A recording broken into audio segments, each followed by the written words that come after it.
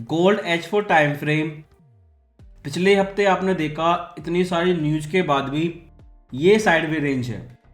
Action काफ़ी किया लेकिन रेंज ब्रेकआउट नहीं हुई। अगर पिछले संडे को भी आप देखें तो ट्रंप की टैरिफ न्यूज़ थी, पावेल स्पीच थी और शॉकिंग एनएफपी नंबर आया था, उसके बाद भी रेंज ब्रेकआउट नहीं हुई। इससे पहले कि मंडे मार्केट ओपन हो, फ्राइडे क्लोजिंग के बाद एक और न्यूज़ तैयार है। चाइना, जिन्होंने गोल्ड बाइंग रोक दी थी, मई के महीने से पॉजिंग मोड में थे, उन्होंने गोल्ड बाइंग फिर स्टार्ट कर दी है। इंपॉर्टेंट ये है, ये डिसीजन इलेक्शन रिजल्ट के बाद आया है। इलेक्शन से पहले इन्होंने गोल्ड बाइंग रोकी थी, इलेक्शन के बाद नवंबर महीने में फिर से स्टार्ट कर दी है। और जितनी भी चीज़ें होती हैं, चाहे वो टेक्निकल हो या फंडामेंटल या फिर एक और नया मार्केट मैनिपुलेशन, ये चीज़ पहले ही कंफर्म कर दी थी टेलीग्राम में एनएफपी न्यूज़ आने से पहले। क्योंकि जब ये गोल्ड $100 गिरा था वर्टिकल लाइन में, तो ये पहले ही गिर गया था। और पीसी न्यूज़ और ये एनएफपी पहले ही मार्केट के अंदर प्राइसिंग हो चुकी थी। लेकिन आपको पहले स्ट्रॉन्ग एनएफपी नंबर दिखाया गया, उसके बाद आपको मोटिवेट करके सील किया गया और इंट्राडे में नया लो बना के गोल्ड फिर से ऊपर क्लोज हुआ। और जिन लोगों ने फोमो सेलिंग की थी एनएफपी नंबर के बाद में, उन्हें डराने के लिए चाइना गोल्ड बाइंग न्यूज़ पहले से ही तैयार है।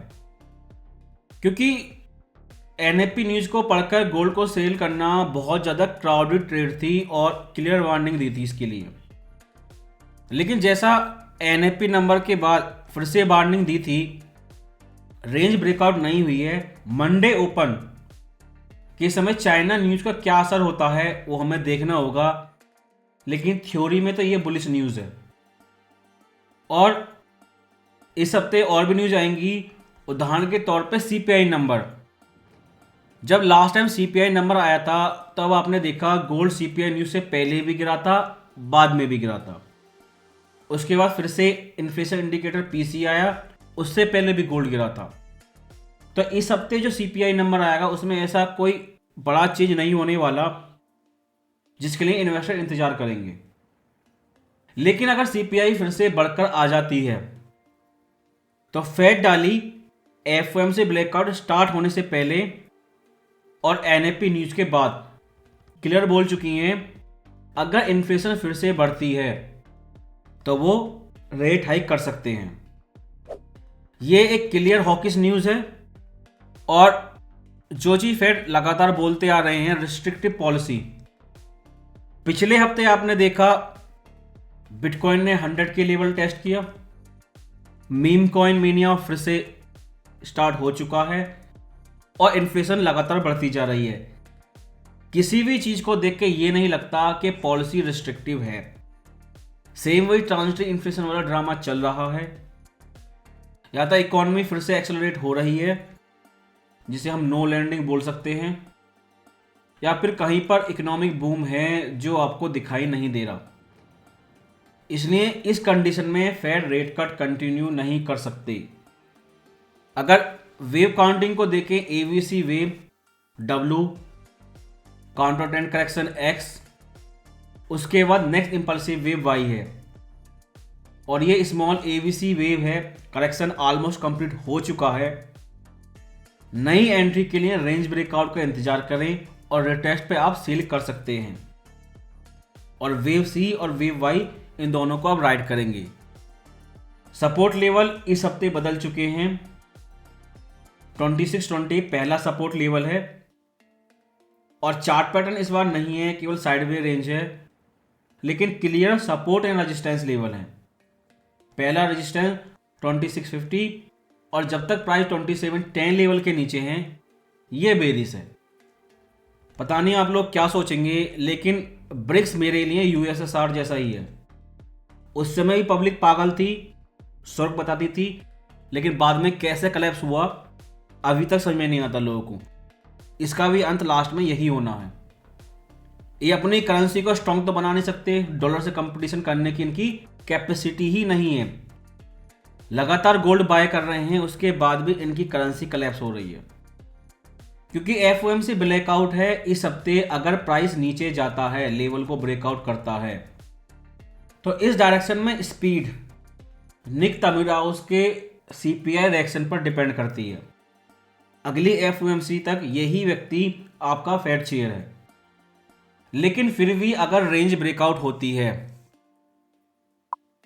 तो डेली टाइम फ्रेम को देखें, एक बहुत छोटी साइडवे रेंज है 2605 के ऊपर 2650 लेवल के नीचे। इस रेंज के ब्रेकआउट होने का इंतजार करें अगर आपको फोमो बाइंग करनी भी है तो।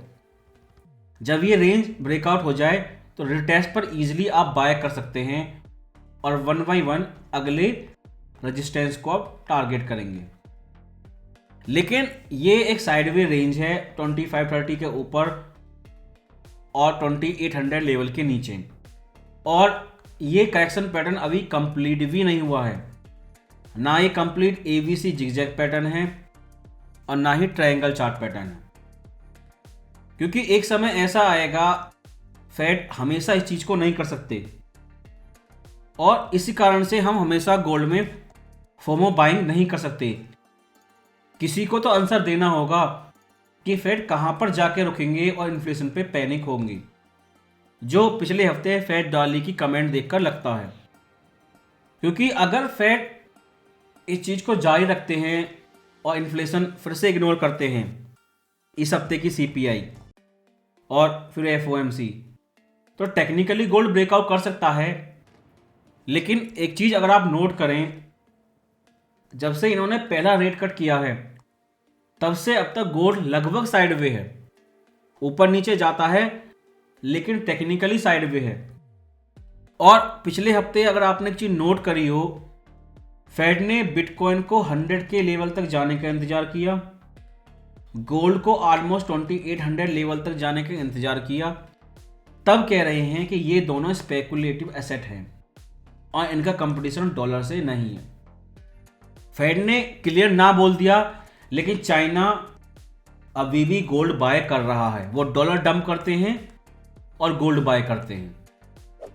अगर डेली टाइम फ्रेम को आप ध्यान से देखें, 2620 लेवल अगर ब्रेकआउट होता है H4 टाइम फ्रेम पर, तो यहां डेली टाइम फ्रेम पर एक ट्रेंड लाइन है, क्लियर ट्रेंड लाइन है, ये एक साथ ब्रेकआउट हो जाएगी और जो बायर्स नहीं आ रहे हैं उनके एसएल इस ट्रेंड लाइन के नीचे होंगे, वो एक साथ एग्जिट करेंगे। और अगर वॉल्यूम को आप देखें, सब लोग जानते हैं मैरिज सीजन है, इतनी दावत हैं कि ना सोने का समय है ना दिन में काम करने का समय है, लेकिन फिर भी इंडियन इकोनॉमी धीरे धीरे रिसेशन में जा रही है और गोल्ड बाइंग डिमांड धीरे धीरे स्लो हो रही है। जबकि gold buying marriage season peak पर चल रहा है और ये आपका नंबर 2 गोल्ड कंज्यूमर मार्केट है। सीओटी पिछले 2 हफ्तों से लगातार वो गोल्ड बाय कर रहे हैं। सीओटी को सिंपल लैंग्वेज में ऐसा समझें, जिस समय सीपीआई न्यूज आती है ठीक उस समय जो लोग बाय करते हैं या सेल करते हैं गोल्ड को, वो सीओटी होते हैं। 2650 लेवल ब्रेकआउट होता है तो टेक्निकली सीओटी और बाय करेंगे। वो निक तमिराउस के सीपीआई रिएक्शन और बाद में एफओएमसी डिसाइड करेगी। अगर वीकली टाइम फ्रेम को देखें, साइडवे रेंज है, ट्रेंड लाइन है। अगर मंथली चार्ट को आप देखें तो 2630, उसके बाद 2530, ये दो आपके सपोर्ट लेवल हैं। इससे ऊपर केवल एक ही रेजिस्टेंस है जो इंटरडे टाइम फ्रेम से आता है, 2710 लेवल। लेकिन इस साल वर्टिकल लाइन में ऊपर जाने के बाद एक रेड कैंडलस्टिक आ चुकी है। अगर दिसंबर महीने में भी रेड कैंडलस्टिक आ गई तो सेंटीमेंट और बदलेंगे। एक चीज याद रखें कि यूएसए का हॉलिडे सीजन स्टार्ट होने वाला है और इस साल गोल्ड ने अच्छा परफॉर्मेंस दिया है। अगर प्रॉफिट टेकिंग ट्रिगर होती है हॉलिडे स्टार्ट होने से पहले, तो हो सकता है गोल्ड इस साइडवे रेंज को कंटिन्यू रखे। लेकिन बिगिनर ट्रेडर के लिए आपके पास clear static support resistance level है। और ये ध्यान रखिए 2620 लेवल अगर ये ब्रेकआउट होता है, स्टैटिक सपोर्ट है इंटरडे लेवल H4 पर, और यहीं पर पास में एक ट्रेंड लाइन है डेली टाइम फ्रेम पर। ये सारी चीज़ें एक साथ ब्रेकआउट होंगी अगर ब्रेकआउट हुई तो।